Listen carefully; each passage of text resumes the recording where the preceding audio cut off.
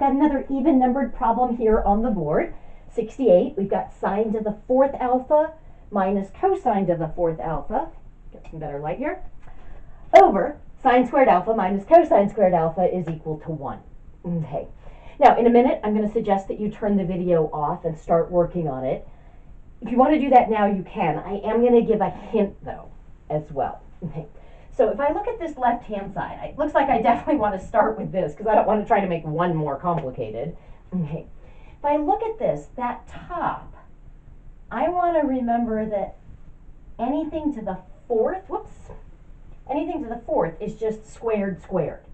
So sine to the fourth power is sine squared squared.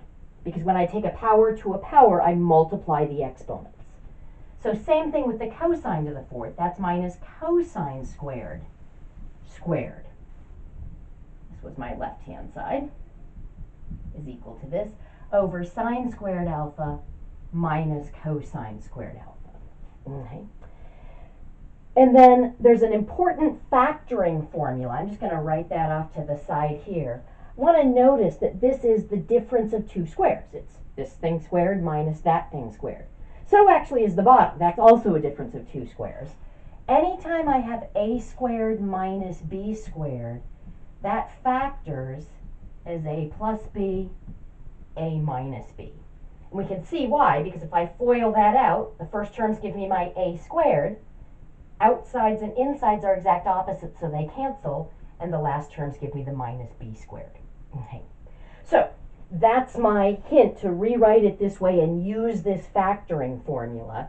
Now I would suggest, if you haven't already done so, that you pause the video, try working it out on your own, and then tune back in, and we'll check it together. And just a reminder, if your work doesn't match mine exactly, that doesn't necessarily mean it's wrong. This is kind of like writing an essay. No two people are going to do it exactly the same way. Welcome back. So I'm going to use this factoring for the top. So here, the two things that I'm squaring and subtracting are sine squared alpha and cosine squared alpha. So I'm going to get one factor that's the sum of those two pieces. So that's sine squared alpha plus cosine squared alpha. And one factor that's the difference of those two pieces. Now, I could factor the bottom because that's a difference of two squares, but I don't want to because I've got exactly that same expression on the top. So I can just cancel that whole thing. Okay. I'm viewing that as one thing. I couldn't cancel just the sines or just the cosines, but I can cancel that whole thing. Very nice. Now, if I didn't notice that, and I did factor this as sine alpha plus cosine alpha times sine alpha minus cosine alpha, I just do the same thing up here, and it would still cancel. Okay. So I'm left with sine squared alpha plus cosine squared alpha.